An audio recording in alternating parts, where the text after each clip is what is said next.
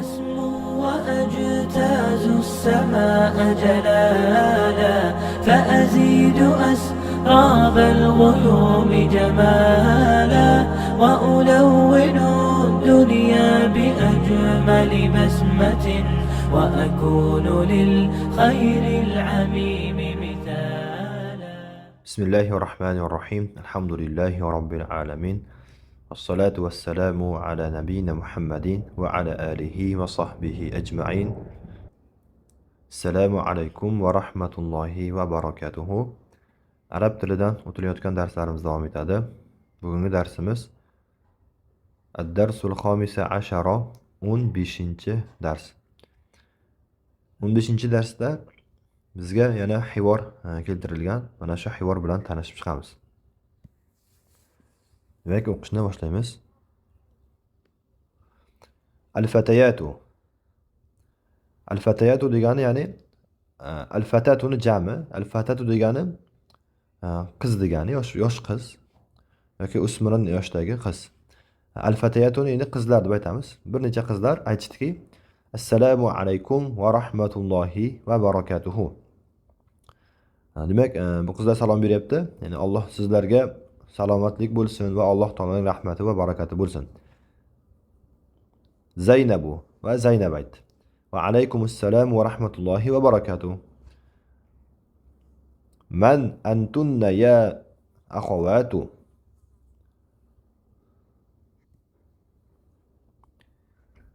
Ey opa-singillar, sizlar kimsizlar? Ya'ni ya akhawatuni bu endi qiz bolalarga nisbatan aytilyapti. Misol uchun o'g'il bolalarga ya ikhvanu deb aytadiganimiz ey birodarlar deyiladi. Endi qiz bolalarga shuni ey dugonalar deymizmi yoki bo'lmasa ey opa-singillar degan ma'noda yani. Sizlar kimsizlar? Ihdahunna, ularning biri aytdi, o'sha qizlardan biri aytdiki: Nahnu banatu shayxi Abbasin. Biz Shayx Abbosning qizlarimiz deydi. Zaynab aytdiki: Ahlan va sahlan va marhaban. Xush kelibsizlar, marhabo. Ummukunna ustazi. Kayfa haluha. Hop, sizlarning onalaringiz meni ustozim. Uning holi qanday? Ahvollari qanday? Ihdahunna, ularning biri aytdi yana: Hiya bi khayrin valhamdulillahi. U, ya'ni onalarni aytayaptiki, u yaxshidir, yaxshi holati yaxshi. Allohga hamd bo'lsin. Zaynabu ayna hiya al-ana. Zaynab aytdiki, u hozir qayerda? Ya'ni onalaring meni ustozim deyapti, ya'ni qayerda hozir? Ihdahunna, ularning biri aytdi: Hiya al-ana fi Riyodi. U hozir Riyod shahrida. Riyodda, ya'ni Saudiyadagi Riyod shahrida. Zaynab aytdiki: Mata zahabat. Qachon ketdi? Ya'ni Riyodga qachon ketdi? Ihdahunna, ularning biri aytdiki: Zahabat qabla usbu'in. Bir haftadan oldin ketdi. Usbu'in hafta. Qabla oldin, bir haftadan oldin, ya'ni bir hafta oldin ketdi. Ketdilar, ya'ni Riyodga. Zaynab aytdiki: Man zahaba ma'aha. Man zahaba ma'aha. Ma'aha, u bilan birga kim ketdi? Ya'ni onangiz bilan birga kim ketdi? Ihdahunna, ularning biri aytdi: Zahaba ma'aha akhuna Ibrohim. U bilan birga, ya'ni onamiz bilan birga akamiz Ibrohim ketdi. Demak, onamiz bilan birga akamiz Ibrohim birga Riyodga ketdi deyapti. Zaynab aytdiki: Kayfa halukunna. Ahvollaringiz qalay? Ahvollaringiz qanday? Ihdahunna, ularning biri aytdiki: Nahnu bi khayrin valhamdulillahi. Biz yaxshimiz, Allohga hamd bo'lsin. Zaynab aytdiki: Fi ayyi madrasatin antunna. Hop, sizlar qaysi madrasadasizlar? Ya'ni qaysi maktabdasizlar? Qaysi maktabda o'qiysizlar? deyapti. Ihdahunna, ularning biri aytdi: Nahnu fil madrasatil mutawassitati. Biz o'rta maktabdamiz. Biz o'rta maktabda. Ya'ni litsey kollejdan bir pastdagi maktab. Maktabda, o'rta maktabda. Zaynab aytdiki: Mata ixtibarukunna. Mata ixtibarukunna. Hop, sizlarning imtihoningiz qachon? İxtibarun degani imtihon degani. Imtihon.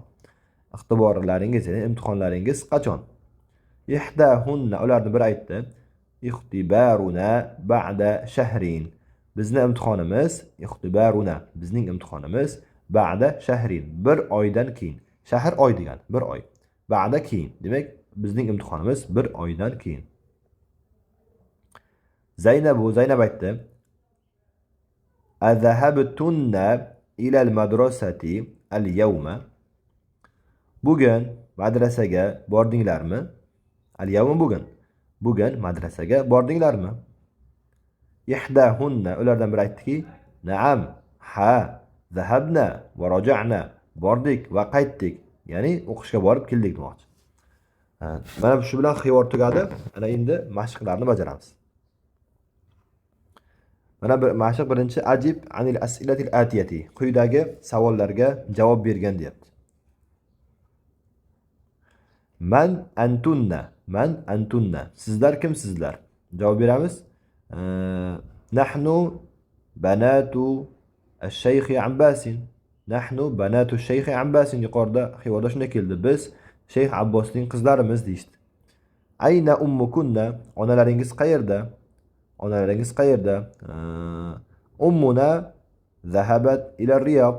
Onamiz Riyodga ketdi misol uchun yoki ummuna fi Riyod. Onamiz Riyodda deb Riyozda debmi savol javob beramiz. Ayna baytukunna. Uylaring qayerda? Ayna baytukunna. Sizlarning uylaring qayerda? Javobda aytadiki, baytuna fil Madina yoki baytuna fi Makka. Uyimiz Makkada yoki uyimiz Madinada deymiz. Shunga yaqin shunaqa shaklda javob beriladi. Ayna axukunna. Akalaringiz qayerda? Javob beradi. Axuna misol uchun axuna fi Riyod ma'a ummina. Akamiz Riyodda onamiz bilan birga. Ma'a ummina. Onamiz bilan birga. Ayna madrasatukunna. Ayna madrasatukunna. Madrasalaringiz qayerda? Madrasalaringiz qayerda? Maktablaringiz ya'ni. Madrasatuna qaribun minal masjid misol uchun. Yoki madrasatuna qaribun minal masjid nabawiyya. Masjid madrasamiz ya'ni maktabimiz Masjid Nabaviyga yaqin joyda. Azahabtunna ila al-madrasati al-yawma. Bugun madrasaga ya'ni maktabga bordinglarmi deb savol beradi. Shunga javob beramiz. Na'am, ha, zahabna ila al-madrasati. Ha, bugun madrasaga bordik. Shu tarzda demak. Keyingi ikkinchi mashq. Annisil mubtada'a fi kullin min al-jumal al-atiyati. Xo'p, quyidagi jumlalardagi har birida mubtadani muannasga aylantir deyapti. Annis degani mubtadani muannasga aylantir degani. Hop, mana misol kabi. Misolda keltiryapti. Mana bizga birinchi misol. Mana. A antum tullabun. A antum tullabun, ya'ni sizlar talabamisizlar deb turib, o'g'il bolalarga nisbatan xitob qilib aytyapti. O'g'il bolalarga. Endi biz buni qiz bolalarga xitob qilishimiz kerak. Muannasga aylantiramiz. Mana bu endi muannas. A antunna talibatun. Endi qiz bolalarga nisbatan aytilyapti. Sizlar talabamisizlar, ya'ni talaba qizlarmisizlar deb savol beryapti. Xuddi shunday mana bu keyingi misollarda ham, keyingi mashqlarda ham muzakkarni muannasga aylantiramiz. Mana birinchisida aytyapti. A antum mudarrisuna. A antum mudarrisuna. Sizlar mudarrismisizlar deb o'g'il bolalarga nisbatan aytilyapti, erkak kishilarga. Endi buni biz ayol kishilarga qo'llaymiz, xitob qilib. Endi buni a antum emas, a antunna deb yozamiz.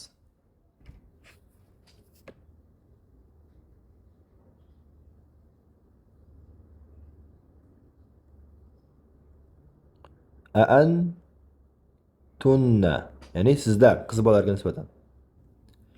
Endi mudarrisunani biz muannas qilishimiz kerak. Mudarrisuna o'g'il bolalarga, erkaklarga nisbatan aytiladi. Buni mudarrisatun deymiz endi.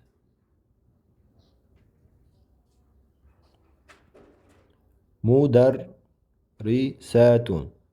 Demak, ma'nosi sizlar mudarrisamisizlar, ya'ni mudarris muallima, mudarrisa ayolmisizlar degan ma'noda. Keyingisi ham a antum atibba'u. Sizlar shifokormisizlar deb o'g'il bolalarga nisbatan, erkak kishilarga nisbatan aytilyapti. Buni endi a antunna a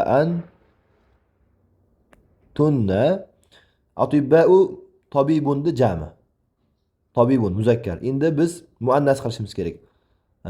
Tabibatun deb yozamiz.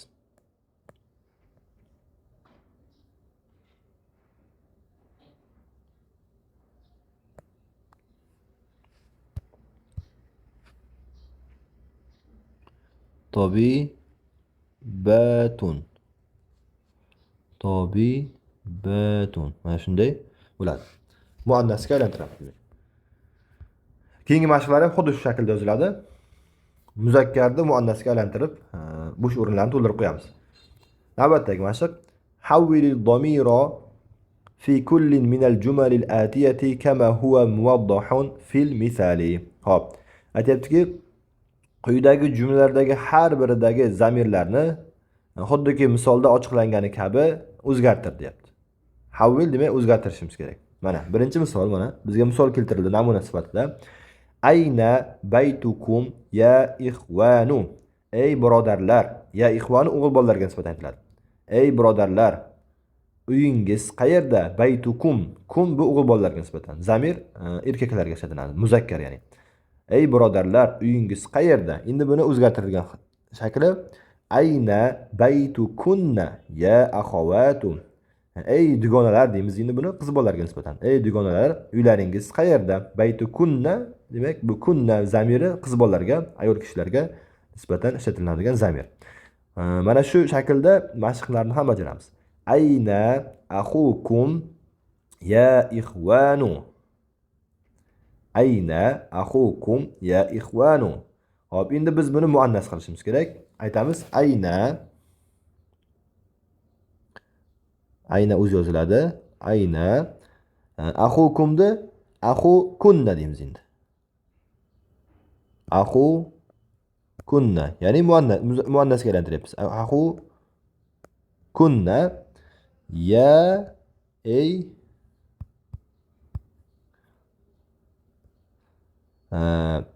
ikhvanu muzakkar uchun. Endi biz buni muannas uchun akhawatu deymiz endi. Akhawatu. Akhawatu. Ey dugonalar, akalaringiz qayerda degan ma'noda.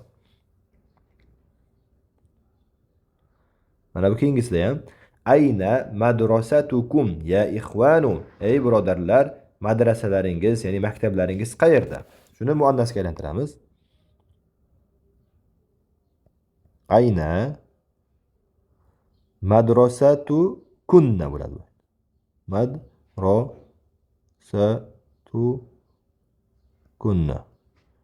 Madrasatukunna. Shunday. Endi ya ikhvanuni ya akhawatu qilamiz, muannasga aylantiramiz. Ya akhawatu. Shunday. Ey opa-singillar yoki ey dugonalar, maktablaringiz, ya'ni madrasalaringiz qayerda? Keyingilarni ham xuddi shu shaklda muannasga aylantirib to'ldirib chiqamiz bo'sh o'rinlarni. Keyingi mashq: Do' fil amakinil xoliyati fi ma yali damiran munasiban lil muxotabi. Aytayaptiki, quyidagi mana bu bo'sh o'rinlarga deyapti, munosib bo'lgan zamirlarni qo'y. Demak, quyida kelgan bo'sh o'rinlarga munosib bo'lgan zamirlarni qo'y lil muxotob, ya'ni muxotob uchun, tinglovchi uchun ishlatiladigan. Mana bu zamirlardan birini qo'yishimiz kerak. Mana birinchisi anta, sen o'g'il bolaga nisbatan. Bir kishi o'g'il bolaga nisbatan aytiladi, sen. Antum sizlar, bu ham erkak kishilarga nisbatan, lekin ko'pchilikka. Anti sen ayol kishiga, qiz bolaga nisbatan birlik. Antunna bu ham ayol kishiga nisbatan ko'plik. Mana shu zamirlardan birini, mosini, munosibini qo'yib chiqamiz bu o'rinlarga. Mana birinchisi bu a savol uchun ishlatiladi, harf istifham. Hop, muslimun deyapti. Demak mufrod, birlik va muzakkar. Demak bunga anta qo'yamiz. Demak ma'nosi anta muslimun, sen musulmonmisan deyapti. anta muslimun, sen musulmonmisan? Endi mana bu maridatun. Hop, bu mufrad va muannas. Demak bunga anti zamirini qo'yamiz. Anti, anti, ya'ni sen kasalmisan, bemormisan degan ma'noda. Maridatun degani bemor, kasal degan. Keyingisi mana tobibatun. Tobibatun shifokor ayollar. Jamlik bu. Endi jamga jam zamirni qo'yamiz. Ayol kishilar uchun ishlatiladigan antunna. Antunna. Antunna tobibatun. Sizlar shifokormisizlar deb ayol kishiga nisbatan aytilyapti. Keyingisi mana tujjarun, tijoratchilar deyapti, jam. Demak bunga muzakkar bu, tijoratchilar va jam. Antum deb qo'yamiz. Antum. Antum. Sizlar tijoratchimisizlar deb erkak kishilarga nisbatan aytilyapti. Keyingi bo'sh o'rinlarda ham xuddi shu shaklda to'ldirib qo'yiladi, mustaqil. Xo'p, keyingisi. Xo'p, do' fil amakini al-khaliyati fil jumal al-atiyati damiran muttasilan lil mukhatabi. Quyidagi jumlalardagi bo'sh o'rinlarga muxotab uchun, ya'ni tinglovchi uchun ishlatiladigan muttasil zamirlarni qo'y. Muttasil degani yopishgan degani. Ba'zi zamirlar bizda ikki xil zamir bo'ladi. Domir munfasil, domir muttasil. Domir munfasil alohida biron bir so'zga yopishmasdan, qo'shilmasdan keladi. Endi muttasil esa o'shanga qo'shilib keladi. Misol uchun anta munfasil bu. Biron bir so'zga anta qo'shilmaydi. Lekin ka zamiri esa bu qo'shilib keladi. Misol uchun kitabuka. Kitabuka kitob kalimasiga izofa qilib qo'shiladi. Buni muttasil deb aytiladi. Mana shuni demak, mana bu yuqoridagi mana bu quyidagi zamirlardan birini qo'y deyapti. Shuni qo'yishimiz kerak ekan. Bo'sh o'rinlarga. Xo'p. Birinchisi mana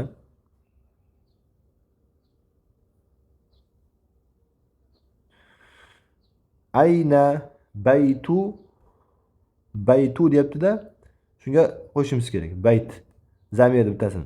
Ya ikhvanu, ey birodarlar, ko'pchilikka nisbatan aytilyapti. Muzakkar ko'pchilikka nisbatan qaysi zamirni qo'yamiz? Mana bu kaf zamirini qo'yamiz. Baytukum deb yozamiz. Baytukum.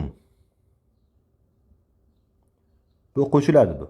Ya'ni baytukum qo'shilib yoziladi. Muttasil zamir bu. Ey birodarlar, uylaringiz qayerda? Keyingisi mana ahaza kitabu ya Hamid. Mana kitabudan keyin bitta bo'sh o'rin. Ya Hamid. Hop, bunga qaysini qo'yamiz zamirni? Ya Hamid, ey Hamid, muzakkarga, erkak kishiga aytilyapti. Mufrad.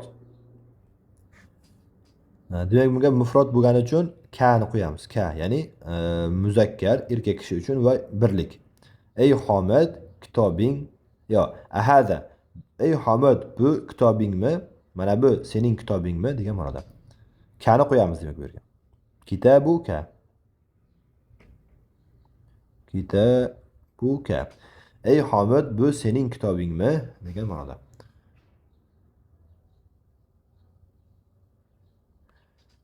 Mana keyingisi sa'atu deyapti-da, zamir qo'yishimiz kerak bu yerga. Jamilatun ya Layla. Ey Laylo. Demak ey Laylo bo'lgandan keyin birlik va muannas. Demak bu yerga muannas zamir qo'yamiz. Sa'atu ki bo'ladi. Sa'atu ki. Sa'atu ki. Ey Laylo, soating chiroylik. Ey Laylo, soating chiroylik.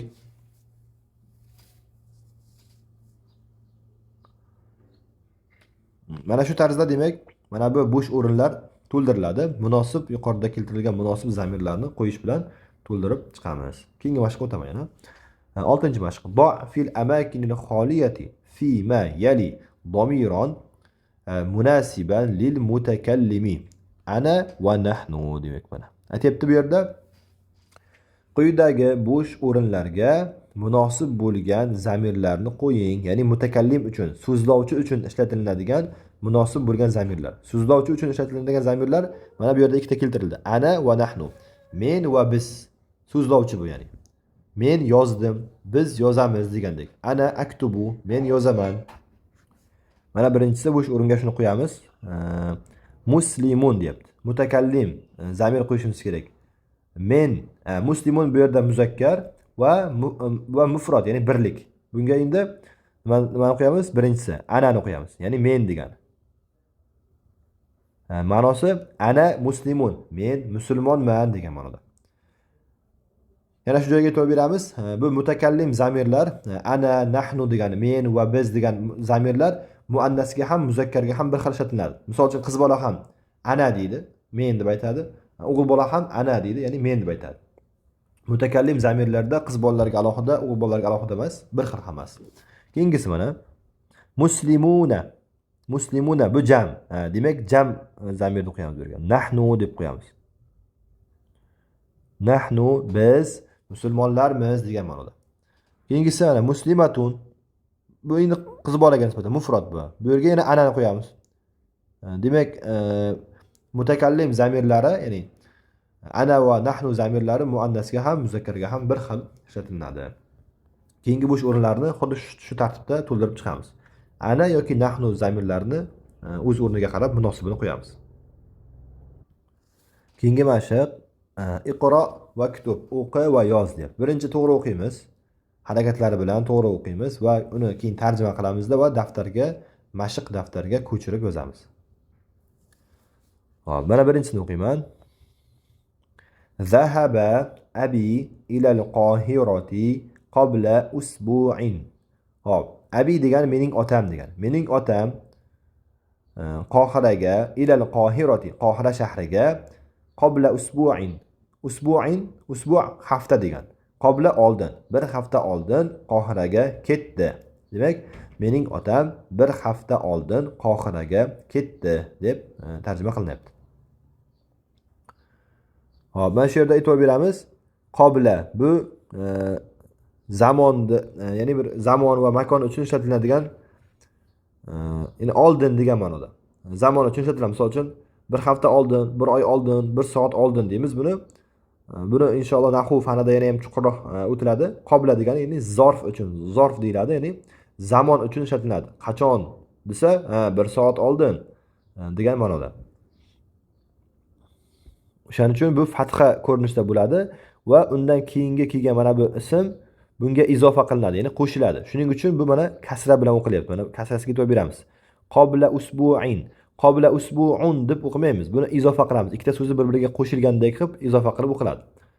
Bu endi qabla fathalik ko'rinishda bo'ladi, chunki bu zamonga dalolat qilganligi uchun fatha ko'rinishda bo'ladi. Ya'ni buni arab tilida, nahvu fanida zarf zaman deb aytiladi. Ya'ni bir vaqtga dalolat qiladi. Bir hafta oldin, 4 kun oldin, 5 kun oldin, shunday, shu kabi ya'ni. Demak, bu izofa qilib, ikkinchisi qabladan keyingi kelgan kalima kasralik bo'ladi. Demak, aytayaptiki, mening otam bir hafta oldin Qohiraga ketdilar. Xo'p, keyingisi mana. Mata kharajat min al-fasli ya Muhammadu. Ey Muhammad, sinfdan qachon chiqding? Mata degani qachon degani. Qachon. Qabla oldin degani edi yuqoridagi, bu endi mata qachon. Vaqtga dalolat qilyapti. Aytayaptiki, kharajtu, buni endi kharajtu deymiz. Yuqorida mata kharajta dedik. Ya'ni muxotab qilib tinglovchiga gapirildi. Endi mutakallim gapiryapti buni. So'zlovchi kishi kharajtu, men degan. Men chiqdim, kharajtu chiqdim, ba'da darsi. Demak, darsdan keyin chiqdim. Darsdan keyin. Mana bu ba'da degan keyin degan.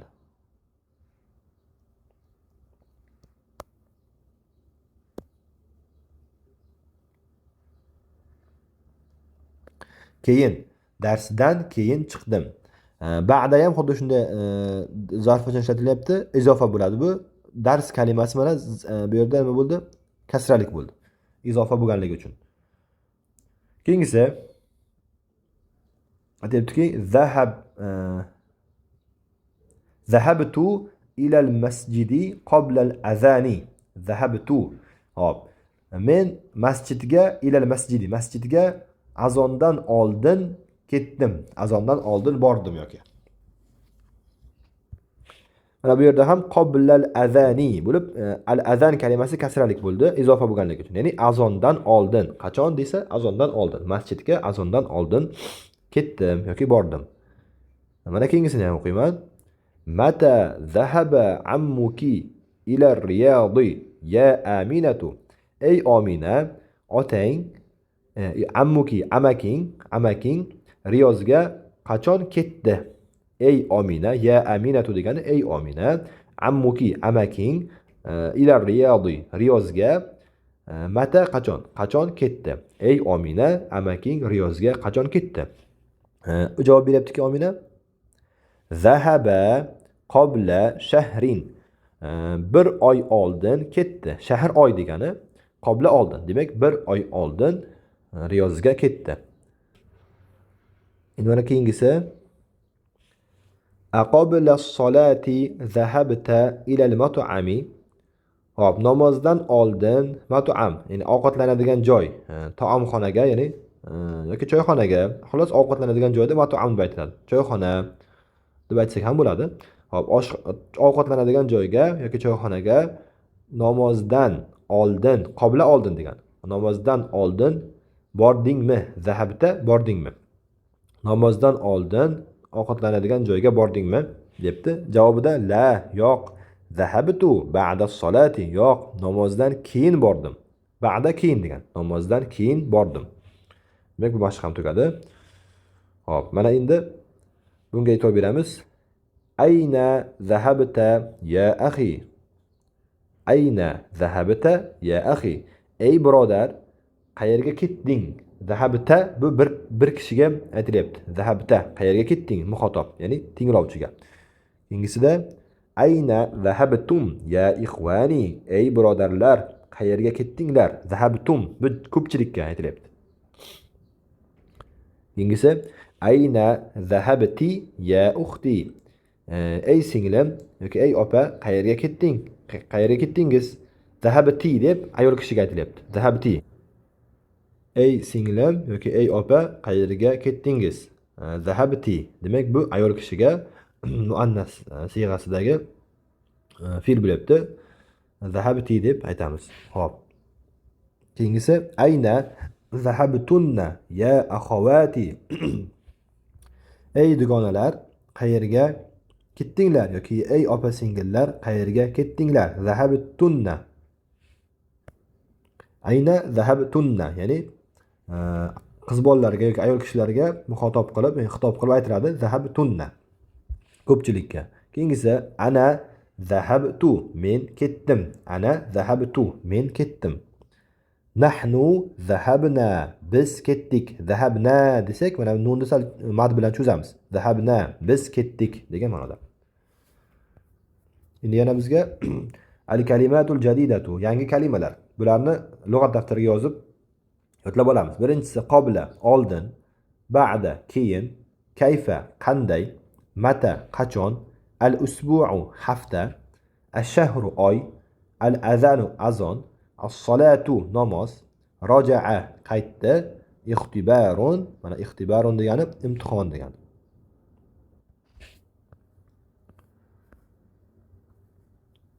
Mana bu yerda ad-damairul munfasilatu, munfasil zamirlar, ya'ni alohida o'zi yoziladigan, ajrab keladigan zamirlar. Shuni bizga ko'rsatdi jadvalini. Hop. Birinchisi lil mufrad, ya'ni yakka kishi uchun, bir kishi uchun ishlatiladigan munfasil zamirlar. Mana huwa talibun. Demak, huwa zamiri munfasil zamir deyiladi. Ya'ni alohida yoziladi. Hech qachon biron bir kalima bilan qo'shilib yozilmaydi bu. Huwa talibun, u talaba. Keyingisi hiya talibatun, u talaba qiz, ya'ni qiz bolaga nisbatan hiya deb ishlatiladi. Keyingisi anta talibun, sen talabasan. Anta o'g'il bolaga nisbatan xitob qilib aytiladi, o'g'il bolaga, tinglovchiga, ya'ni mufrad o'g'il bolaga nisbatan. Keyingisi anti talibatun, sen talabasan. Bu ham bu qiz bolaga nisbatan. Anti o'g'il bolaga nisbatan anta, qiz bolaga nisbatan anti. Ana talibun, men talabaman. Ana degani men degani. Ana tolibatun. Men talabaman. Bu endi o'g'il bolaga nisbatan va qiz bolaga nisbatan. Ikkalasi ham bir xil. Qiz bola ham ana deydi, o'g'il bola ham ana deydi. Men degan. Bularda farqi yo'q. Lekin u deydigan bo'lsak, huwa o'g'il bolaga, hiya qiz bolaga. Sen deydigan bo'lsak, anta o'g'il bolaga, anti qiz bola uchun. Endi mana keyingisi jam uchun. Jami ko'pchilikka ishlatiladi. Hum tullabun. Ular talabalar. Hum ya'ni o'g'il bolalarga nisbatan ular deb aytiladi. Hunna tolibatun. Ular talabalar, ya'ni o'quvchilar. Hunna endi bular qiz bolaga nisbatan. Muannas. Antum tullabun. Sizlar talabasizlar. Antum sizlar, ya'ni o'g'il bolalarga nisbatan. Antum. Antunna tolibatun. Sizlar talabasizlar. Ya'ni bu endi qiz bolalarga nisbatan antunna. Sizlar deb aytiladi. Qiz bolalarga nisbatan. Nahnu tullabun. Nahnu tullabun. Biz talabalarmiz. O'g'il bolalar aytayaptiki, nahnu deyiladi o'g'il bolalarga ham. Nahnu tolibatun. Biz talaba qizlarmiz. Demak, nahnu bilan nahnu ham muannasga ham muzakkarga ham bir xil aytiladi. Misol uchun, erkak kishilar, o'g'il bolalar aytsaki, biz talabalarmiz desa nahnu deydi. Ayol kishilar ham biz desa nahnu deb aytadi. Demak, bularni munfasil zamirlar deb aytamiz. Munfasil degani alohida keladigan, ajralib keladigan, biron bir kalimaga qo'shilmasdan alohida o'zi yoziladigan zamirlar, ya'ni olboshlar deymiz. Keyin ba'zi zamirlar bor, qo'shilib keladi. Misol uchun kitabuka, kitabukum shu kabi ular qo'shilib yoziladi. Bular esa qo'shilmasdan alohida keladi. Demak, 15-darsimiz yakunlandi. Navbatdagi dars 16-dars. 16-dars bilan inshaalloh kelgusi darsda tanishamiz. Buni kelgusi darsda o'qib o'rganamiz. Shu bilan darsimiz yakunlandi. Alloh taolo darslarimizni o'zi bardavom qilsin, barchamizga manfaatli qilsin. Subhanakallohumma bihamdik, nashhadu an la ilaha illa ant, nastag'firuka va natubu ilayk.